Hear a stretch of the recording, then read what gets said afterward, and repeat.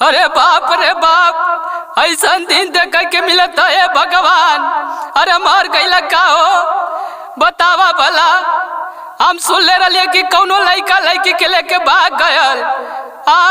आया जैसा दिन देख के मिलता कि दामाद अपने सासू के लेके भाग जाता। अरे अरे पर कसवा सुनत हो बचवा।